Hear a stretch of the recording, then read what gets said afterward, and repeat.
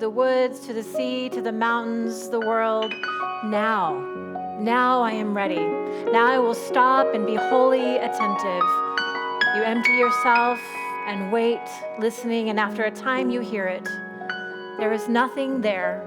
There is nothing but those things only, those created objects, discrete, growing or holding or swaying, being rained on or raining, held, flooding or ebbing, standing or spread. You feel the world's word as a tension, a hum, a single chorus note, everywhere the same. This is it. This hum is the silence.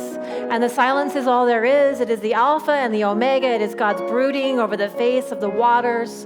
It is the blinded note of the 10,000 things, the whine of wings.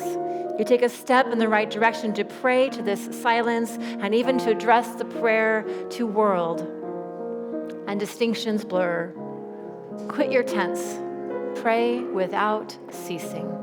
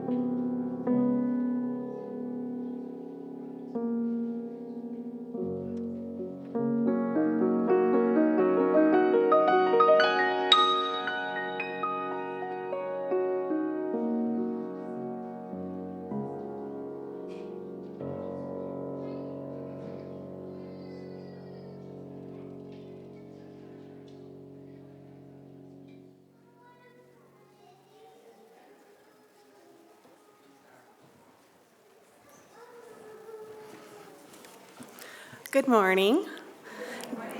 Welcome to South Valley Unitarian Universalist Society.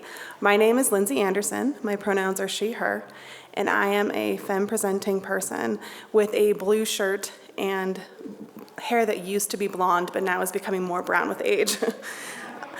It is my privilege to serve as the worship associate for this morning's growing community. Next Sunday after worship, in the playground out back, there will be a hunt for justice. Children are invited to hunt for eggs and vote for their favorite cause.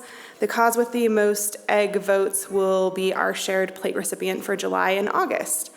All participants will receive goodie bags with treats. It's really fun. On April 27th, we have our Interfaith March for Justice at the Utah Capitol with a march to Washington Square. Help us create a HUUMAN rainbow, wear your favorite color of the rainbow, and walk with us. If you'd like to help with our sign-making party or carpool to the march, please use the QR code on the screen, or you can email admin@svuus.org to let us know. We have one more announcement by Naomi.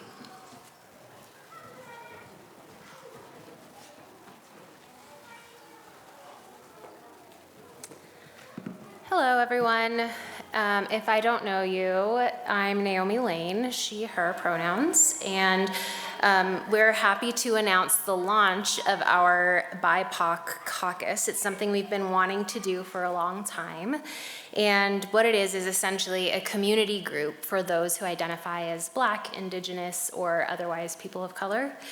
The first meeting is going to be after church on May the 4th, so easy way to remember, it's Star Wars Day. And we're going to have lunch and get to know each other and start the process of kind of building this community within the community. There's a QR code in the Happenings newsletter. You can come and find me after the service, and if you have any questions or want to talk about kind of what the plan is or just chit chat, I'm happy to do that. If you don't know what the happenings are, if you don't get that, it's a weekly newsletter that goes out from the church with everything that's coming up, opportunities to get involved, and so on and so forth. So in your hymnals right now, most of them have a QR code inside the front flap, and you can use that to jump to the happenings and see more information about that. Let's see, so you can sign up by talking to me, send me an email, come talk with me, or use that QR code. I heard from some people that the QR code was giving some people trouble last week, but that's been fixed. So if you had an issue, it should be working now. So thank you. All right. Let us take a moment now to fully arrive and welcome one another with joy, starting by turning around and waving to our people online. And then feel free to just chit-chat for a bit.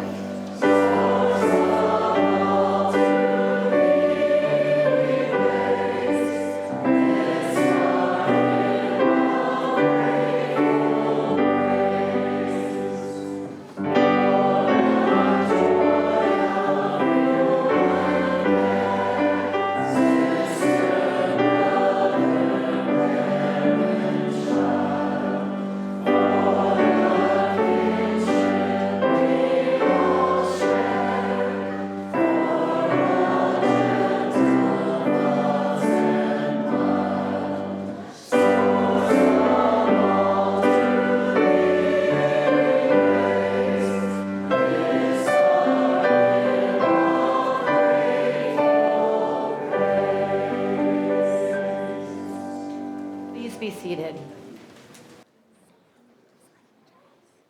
Okay.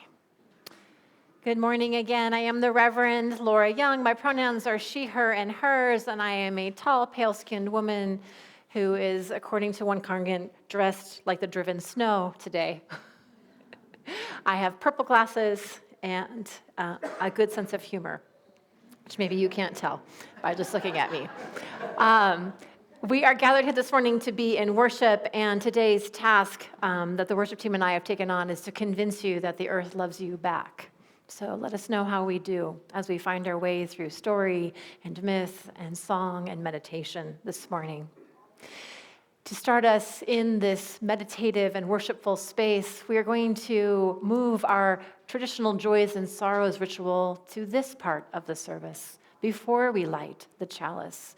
You're going to be invited in a moment to come forward, and this time, instead of putting a rock into the water, you will receive a rock from the dry bowl of the stream and take it back to your seats. And during the service today, you will be invited to just hold that rock and to feel its steadiness and its solidness and be reminded of the ground that is underneath you.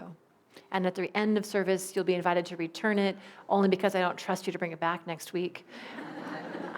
And then on Easter Sunday, we'll do another ritual of returning and refreshing the stones with water. So I hope that you would like to play this game with us this morning. Oz is going to start us off, and you are invited. There are 2 bowls, a bowl here and a bowl in the back. Please come forward as you wish and collect a stone, and remain standing for the chalice lighting at the end as you wish.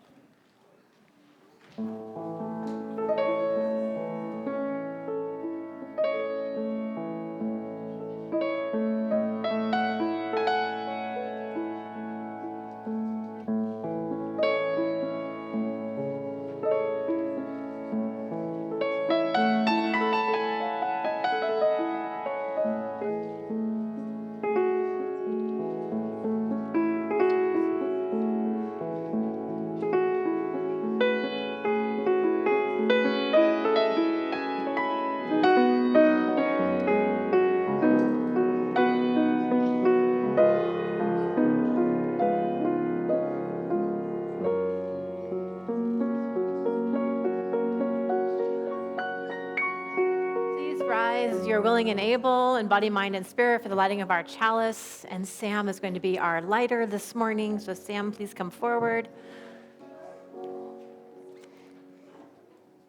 Come on up. There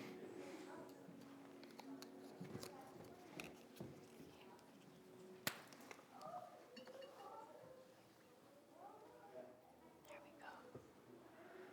Please join me in our chalice lighting words. We light this chalice for the warmth of love, for the light of truth, and for the energy of action. You may be seated.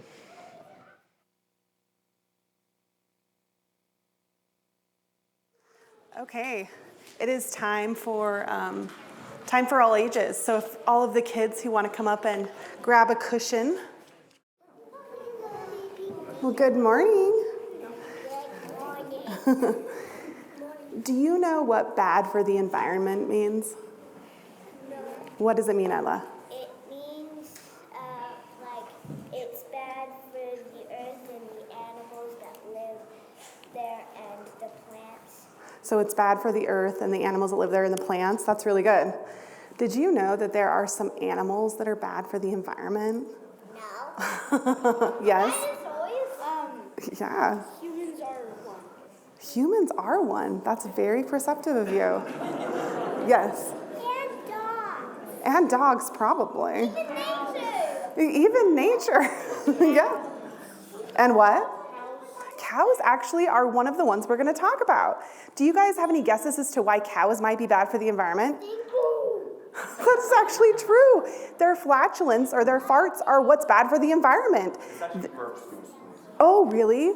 Okay, well, there you go. You learn something new every day. But it's 15% of the carbon emissions come from cows. They are just out of control with their gas. So anytime you feel bad about your gas, think, at least I'm not a cow, right? I know cows are colorblind. Oh, are they? That's interesting. He says cows are colorblind. That's an interesting thing, too. What other animals might be bad for the environment besides cows and humans? Yes. Skunks? I don't know. Maybe they are.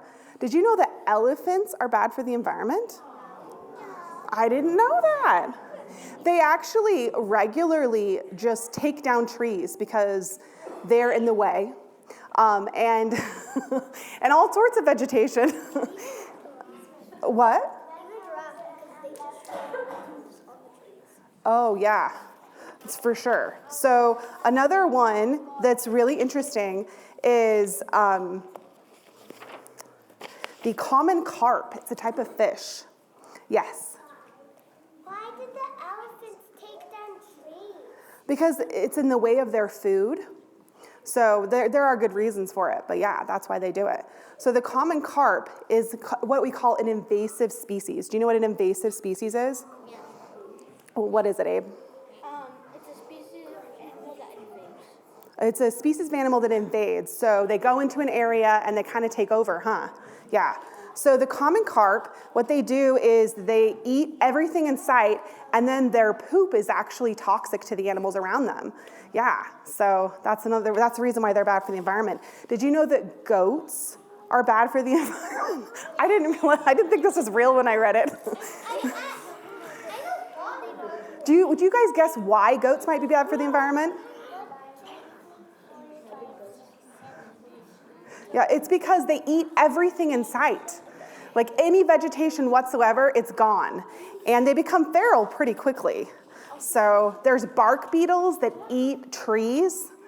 They just eat whole trees. What are bark beetles? They're a type of beetle that likes to eat trees. That's the whole thing. That's all I know about them. Cane toads are invasive, so they come in and they reproduce like crazy, and then their problem is when they get eaten, they poison whoever eats them.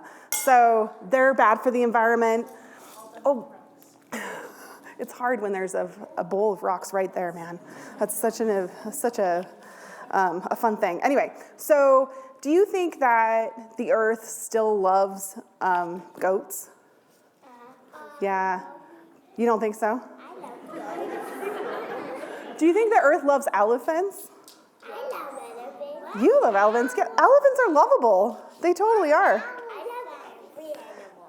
Do you think the earth loves the common carp? No? So I think that even though all of these animals are bad for the environment, I still think the earth loves those animals. And so I think that the earth probably loves us too, huh? So I want you guys to think of one thing that you could do today that would communicate to the earth, that would say to the earth, I love you too. What are some things that maybe you could do? Yeah. You can pick up trash. That's such a good one. You can plant some, oh yeah, you can plant things. Yeah, and you can, you don't have to plant baby trees. You can get them from a store. Yeah. That's what I did to our tree. Yeah, she was saying that you don't even have to plant baby trees. You can go to the store and buy a whole big tree. That's so true. Yeah. Well, what do you want to do for the environment or for the earth? Recycle. Recycle, that's such a great answer. All right, so I want you to think of your one thing. Yeah, don't leave the trash on the ground. Think of your one thing, and I want you to do that today to show the earth that you love the earth, okay? All right, you guys are welcome to head on downstairs. This community and our church and our many ministries are made possible by the gifts that you and we all share and give with in time and in place. These gifts are our time, they are our various talents, and they also include our treasure, as we say. Many of you are familiar with the pledge drive that's currently going on, and if you have already pledged, thank you so much for your ongoing gift of generosity. Part of what we do on Sunday morning is we make a special offering, a cash offering, and this offering is split with a community organization that aligns with our values. This month, we are splitting our offering with Comunidades Unidas, which was founded in 1999 and works with the Latinx community, including those who are undocumented living in Utah, with a variety of different services and supports, including very important Know Your Rights trainings that are becoming ever more critical in this community. I invite you now to join me in a spirit of generosity and giving as we say our offering words that are on the screen.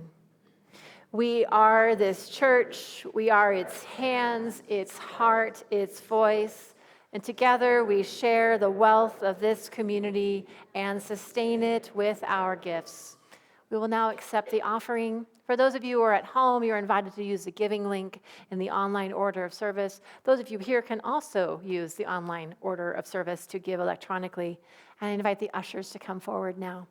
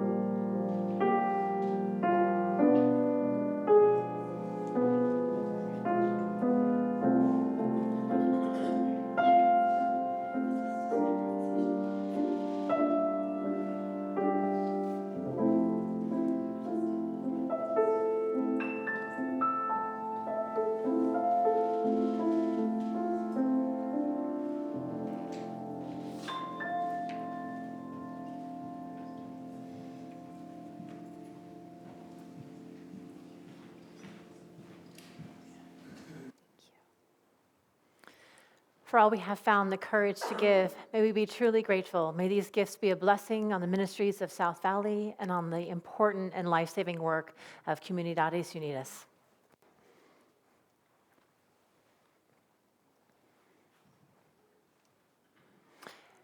I invite you now to hold that rock in one hand or the other right now, and just to feel its shape, whether it's smooth or jagged, and just to sit for a moment or two in silence and feel this place that is your home, the ground beneath you, the walls and the ceiling above you,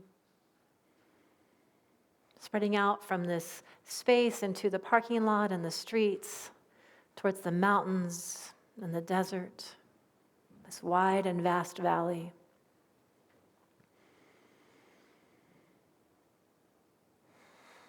How easy it is to be disconnected. How easy it is to not feel.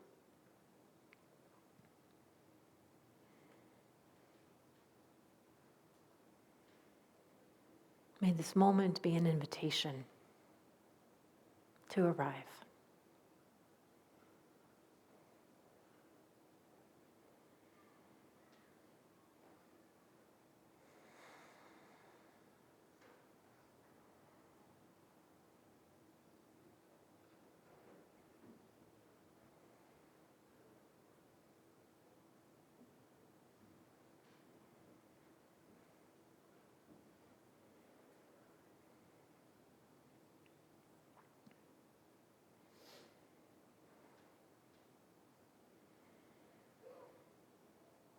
If there is resistance in your heart to the idea that the earth might love you back, I invite you to have curiosity.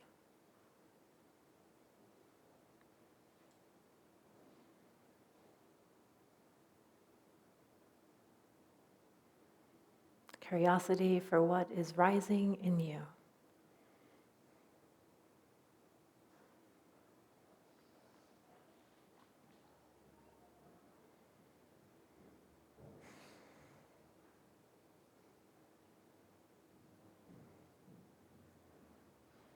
Do not worry if your heart does not yet open. The heart has its own ways, its own timeline, and its own language. May it be well with you, and amen.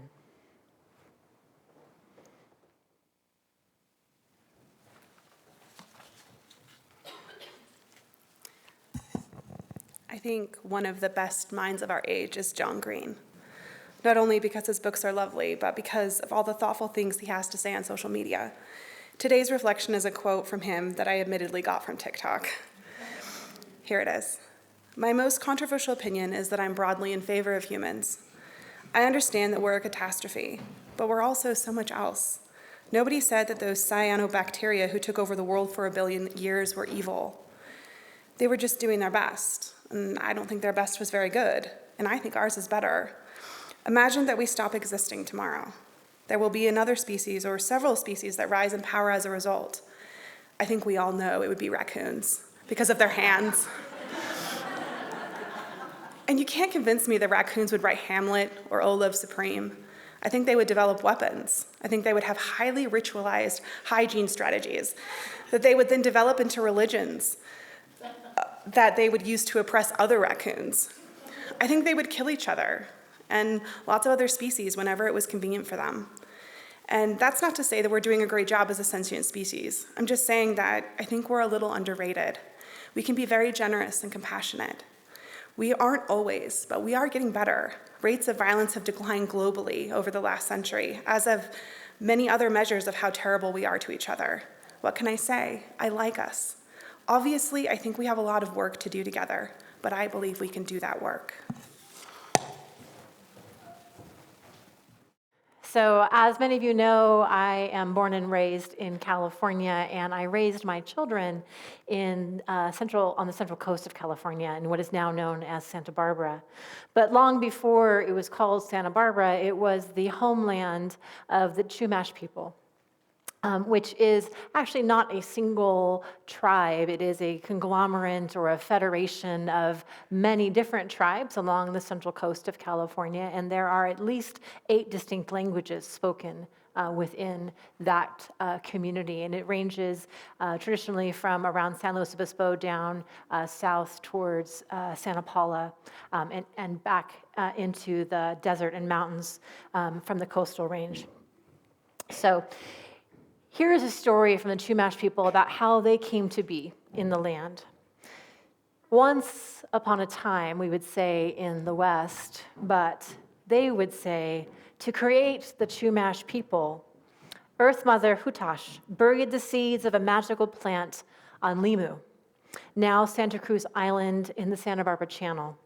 The people sprung full grown from the plant, both men and women, to inhabit this beautiful island. Now Hutash saw that the people were cold, and so her husband, the sky snake, also known now by the name the Milky Way, decided to give Hutash's people a gift. Using his tongue to send a bolt of lightning, he started a fire. The people tended the fire and kept it burning so they could stay warm and cook their food.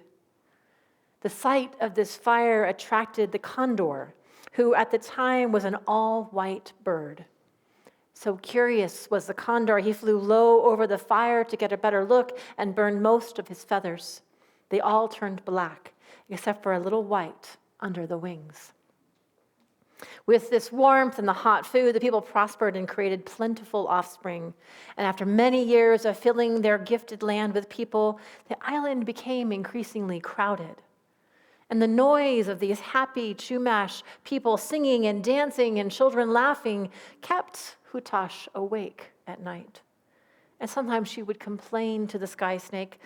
Sky snake, she would say, the people are so noisy. I want to go to sleep. I whisper to them, shh, shh, shh. Children, it is time to be quiet. It is time to rest. It is time to sleep. But do they listen to the Earth Mother? No. One night, when the people were keeping Hutash awake, when only she just wanted to sleep, mothers and fathers of toddlers might know this experience.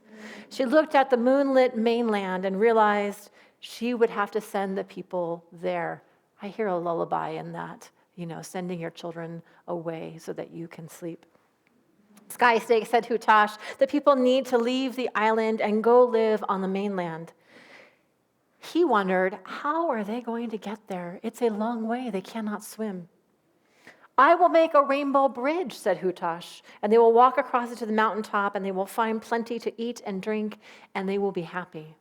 So she created a tall, spanning bridge from a rainbow for the people to walk across to the mainland, and she made this long rainbow stretch from the tallest mountains of Limu all the way to the tall mountain near Carpinteria. It would take them all day for sure to walk, but when they arrived, there would be plenty of food, lots to do, and lots of room to spread out. However, the people were afraid. It is so high, they said. What if we fall? I will take care of you, she said. The people put on their fur and leather clothing and filled their baskets with belongings and started across this rainbow bridge. Do not look down, she said. Look ahead to where you are going. And as the people climbed the rainbow bridge, they followed her instructions, but some people did become afraid. At the edges of the rainbow, there was a great fog, and as they grew fearful of the fog, some of them started to slip and fall. Having pity on them as they fell, Hutash transformed the falling humans into dolphins so that they would be able to hold their breath underwater longer and swim back and forth between the island Limu and the mainland. Hutash regretted this danger that she had put them in, and so she reminded the Chumash that had crossed the bridge to remember that the dolphins were their brothers and sisters. And from that day until now, the ocean and the land are connected through the family of humans created by Hutash, be they in dolphin or people form. So ends that story. Origin stories and creation myths are abundant across time and place, aren't they? Some of you may be familiar with some of the master origin stories that are active here in Western culture, but they are, of course, not the only ones, even if they are the ones that we have been often told are the main ones we should pay attention to. But origin stories are not just these long narrative strands that run through whole cultures. They also run through our individual lives and our families. Each of you has an origin story for how you came to be here in this room today. Each of you has an origin story probably for how you met your best friend in elementary school. Each of you has a story about a place that you once lived and how you came to find that place. Your stories constitute your memories. They tell you what your values are, what's important to you, where you came from, and where you might be headed next. What do we learn from the stories we tell? We learn to know who we are as a human in relationship to other people. We learn who we are in relationship to the land that we are living upon. And we learn who we are in relationship to the people who have come before us and the people that will surely follow after us. Now, this story about the Chumash people is a very beautiful, sweet story. We learn in this story about how the Chumash are created in joy and in love, and that they are sent from one place to the next because they like to dance, and they like to sing, and they need more space for their dancing and singing. We learn about their connection to the ocean, which is their life force. We learn a little bit about their crafts and that they put their fur and their leather clothing in their beautiful baskets. And we learn about the importance of a rainbow bridge that takes them across a time of danger to a place of abundance and hope. Now, is this story true? Yes, absolutely. Did the Hutash really create a rainbow bridge and turn people to dolphins as they fell from that bridge? Probably not. But you would only ask that kind of question if truth for you is limited to what things obey the laws of physics. The truth of this story is far broader and deeper than any scientific, physical truth. When you are invited to open your ears and hear the story, to receive the story as an invitation, you know the truth of the story is its invitation to relationship, to reciprocity, and that is what makes it a true story. How old do you think this story is? For how long have the Chumash been telling this story? There is evidence that the Chumash have been in that area of what is now called California for over 13,000 years. That is a long, long time. For most of that history, the Chumash maintained a peaceful existence and were quite wealthy. Craftsmanship in the form of canoe making, beaded jewelry, coiled hats, medicinal herbs. Santa Barbara is plentiful in herbs that are both healthful as well as the ones that will kill you instantly. And they knew how to use those herbs for healing and for medicinal purposes.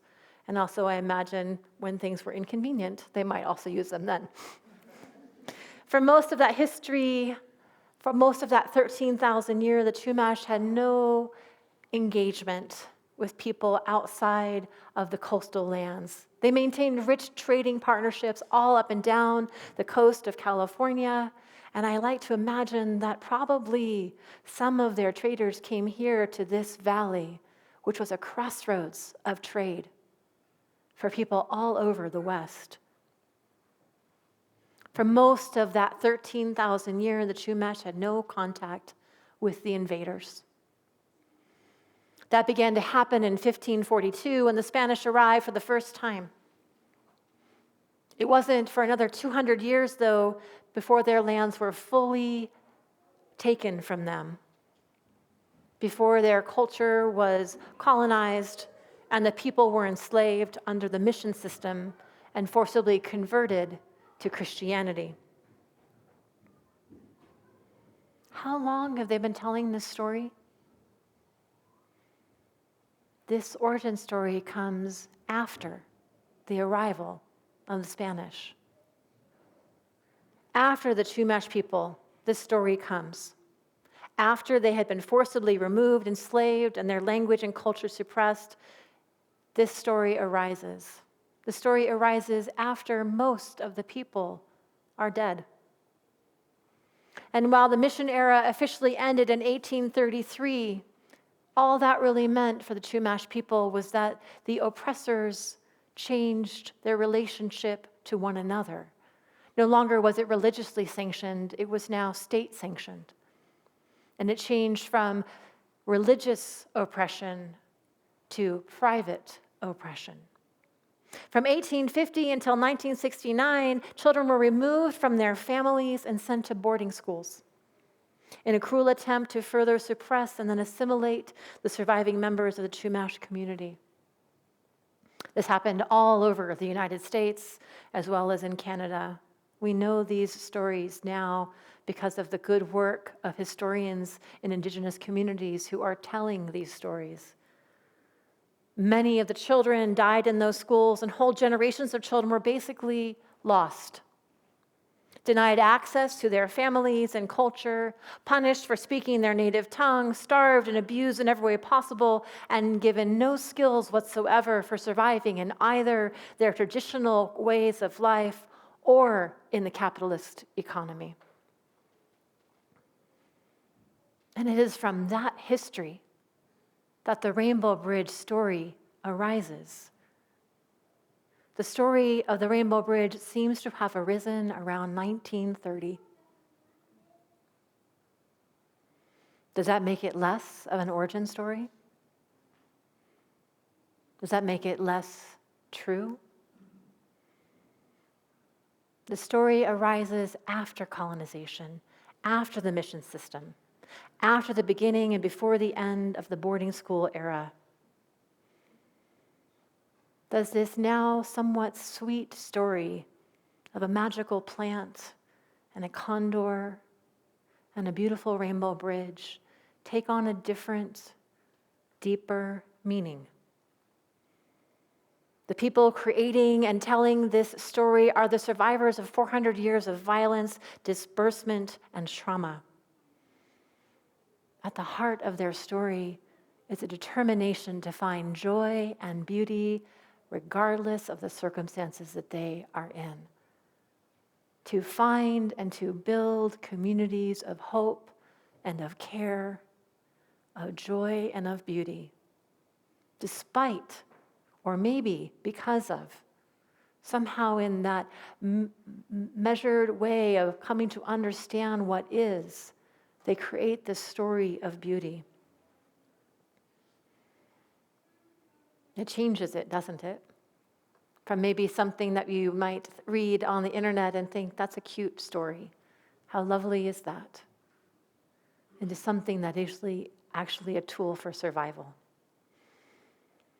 And by the way, the Genesis stories you are likely familiar with are also rooted in histories of conquest, disbursement, and forced assimilation. The people who wrote those original Genesis stories, those were not the first creation stories in that tradition. The first creation stories actually show up in the Proverbs and the Psalms. These creation stories, the ones in Genesis, which just happen to be placed as the first book in the Bible because it is an origin story, are fairly new in that tradition. But they seem old to us. The people who wrote those stories in Genesis also knew similar traumas. They were written after the fall of the kingdoms of Israel, during the time of Babylonian rule, during a time of persecution and forced assimilation. Does that change how you might understand who's telling that story and why? That we don't see that aspect of the story is just one more sign of just how good empires are at stealing the narratives of human grit and survival and using it as a tool to indoctrinate and to oppress. Stories are powerful because they disrupt the status quo. They disrupt what we think is true, and they tell us something deeper. Not because they are always factually true, but because they are true about what they tell us about the human spirit. They tell us, again, where we come from, what is up right now in the world, and how we might imagine a way forward. What are the stories active right now in this community and in this land? With the rise of social media and the 24-hour news cycles, which I have been preaching about for at least a dozen years, we can all attest to the reality that stories are happening all around us. And that what often drives that cycle is not a desire to disrupt and to give hope, but rather a desire to sell us more stuff, to occupy our time and our attention. And it's killing us. So we need different stories that can come in and interrupt. Stories that can say, we're not going to go along and get along. Stories even right now that say, why can't we all just get along and create kumbaya peace with each other and let our differences go?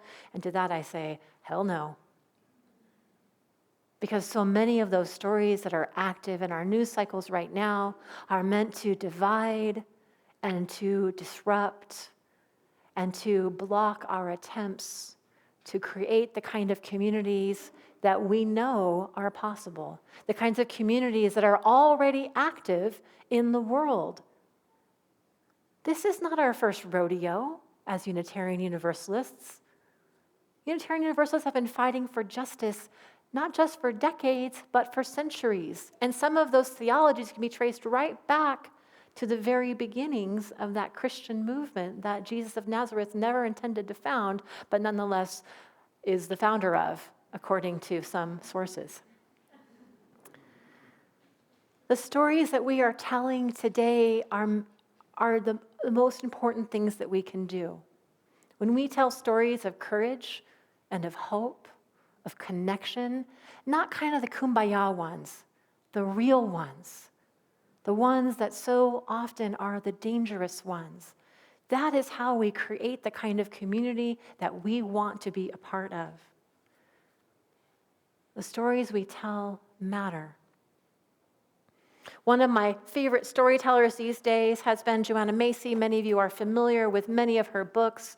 She tells us of a great turning and of the great courage it takes to be alive in these generations right now in a time of climate change and degradation. And she insists that we cultivate hope. Not the kind of hope that lays flat and says, well, I hope it won't rain today, but the kind of hope that says, I will stand up, I will roll forward, I will skip, I will jump, I will celebrate, I will dance, I will sing for the beauty of the earth. Because the beauty of the earth is what makes me feel whole. She's a wonderful storyteller who, like all really wise storytellers, does not shy away from the difficulty that we are in a terrible mess. That climate change and degradation are upon us. And that the mitigation of suffering is likely to be a majority of our work. We will not probably, those of us in this room, enjoy the fruits of a climate disaster averted. We will be laying the groundwork for those yet to come. Because systems are very hard to shift. Because it takes a whole lot of effort to overcome the embedded power structures that have been running the economy and the world for at least 400, 600, 1,000, 10,000 years. Yet let me just say, 5.2 million people. Anyone know what that number means? 5.2 million people. That is the number of people that showed up 2 weeks ago to protest. Or was it last week? It was last week. On the 5th. This is only the 13th. 5.2 million people showed up to march. Over 1,500 different protests in the United States, and probably 1,000 or more across the world. Will likely never know the full number of people who spontaneously showed up. And will never know the number of people who wanted to be at the march, but for whatever reason could not. It is known that it takes about 3.5% of the people to change the system. 5.2 million people is around 1.5%. So friends, we're halfway there. We're halfway there. Another storyteller that I'll leave you with this morning is, of course, the beloved author, poet, teacher, and ecologist and biologist, Robin Wall Kimmerer. She is the one who introduced so many of us through her book, Braiding Sweetgrass, to the stories of Sky Woman, falling from the sky and the creation of Turtle Island, and of the bounty and the beauty of the earth. Her work is foundational in that it reminds us that we are in a relationship of reciprocity. And the way reciprocity works is it can either be really positive or really negative. We are in a reciprocal relationship, and how we show up in relationship to one another and to the earth determines how that relationship goes. Now, last week I mentioned that a loss of connection, that is what hell is. Our loss of connection to the land is what is creating the hell of climate degradation. And the way forward is to reconnect with the land. In her book, Robin Wall Kimmerer tells a story about how she had a group of students.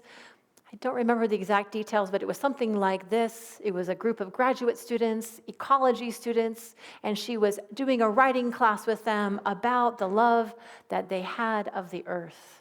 And she asked them to write poems and stories and tales about all the ways in which they loved and adored and cared for the earth. And then she asked them, can you write a story about how the earth loves you? And they could not.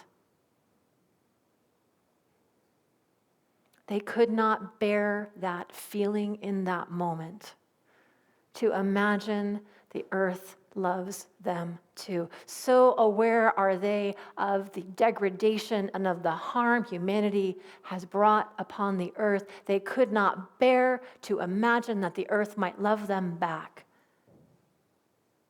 And she tells that story as one moment in her education of understanding that the path forward for humanity, for those of us here in North America and across the world, is to remember that the earth loves us too. Because when we imagine that it is only that we love the earth and she doesn't love us back, it is a one-way street rather than a reciprocal relationship. She invites us instead to change the story, which is not to say to ignore the degradation or ignore the work to be done, but to shift the perspective and how we approach the work that we are doing, to change from one of extraction, from one of guilt and shame, from one of individualism, to one of community, one of mutuality, reciprocity, sacredness, coevolution, and gratitude. She invites us to love and to be loved. And isn't that one of the hardest things we must learn? To receive love. We're so good at telling people often how much we are grateful for them, how much we love them. But to actually sit still and to receive love, that seems to me to be the harder task. And yet I believe that is the task that is before us. To refuse the story that would say that we are separate from the land and therefore there is no hope. And instead to tell a story that interrupts and disrupts that narrative and says, no, we are of the land. There is no other land. We are the people, and we are the ones that are alive right now, so therefore it is up to us. All of these stories are pointing us in the same direction, and all three happen to have been recovered and told by women. The Chumash story has been kept alive and promoted and shared by Julie Tumite Stensley, who is a Chumash elder. Joanna Macy shares her powerful visions of a great turning in humanity towards reciprocity and mutuality, and has spent decades advocating, teaching, organizing, and imagining environmental justice. And Robin Wall Kimmerer, that beautiful poet, storyteller, ecologist, and botanist, has been writing and advocating, uncovering stories and traditions, and helping us to see. And of course, they are joined by so many others, women and men, children, native and indigenous, transplanted, those who come from all parts of life, from all over the world, each with our own story of origin, each weaving together a story of community. And I take heart in that. I take heart in the number of origin stories that live in this room, the stories that were present long before any of us ever walked into this room, and the stories that will come to fruition in this time and in this space in the years to come. From authors and poets to scientists and organizers, spiritual leaders, from gardeners and readers, lovers of animals, lovers of elephants and goats, to those who enjoy a good Sunday nap, the world is full of earthlings that love and adore and care for the earth.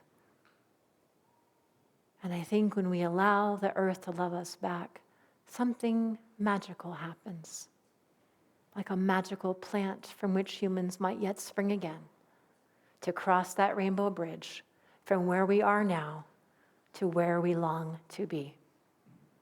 May that be sufficient to encourage and to enliven and to open your heart with an invitation to be good humans and walk gently upon the earth. Amen.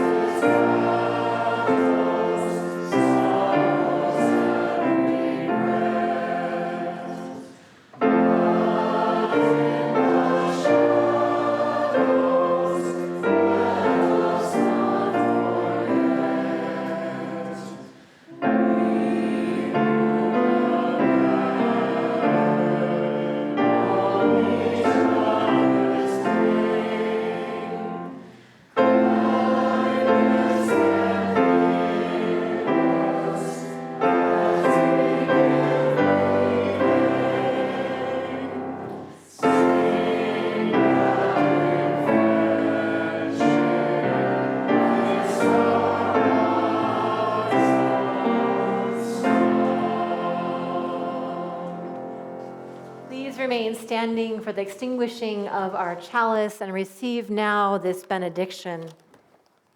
Robin Wall Kimmerer writes in Braiding Sweetgrass, knowing that you love the earth changes you, activates you to defend and protect and to celebrate. And when you feel that the earth loves you in return, that feeling transforms the relationship from a one-way street into a sacred bond. Beloveds, as you go forward, may you feel that sacred bond wherever your feet fall, whatever sounds of nature reach your ears, whatever sense of the spring coming to light you, and whenever your eyes lay upon. May you be blessed, may you be whole, and may you know that you are loved sacredly and wholly in all of your humanity. Let us extinguish our chalice. We extinguish this chalice, but not the warmth of love, the light of truth, or the energy of action, and we hold each other in our hearts until we meet again. Please be seated for the postlude given by our choir this morning.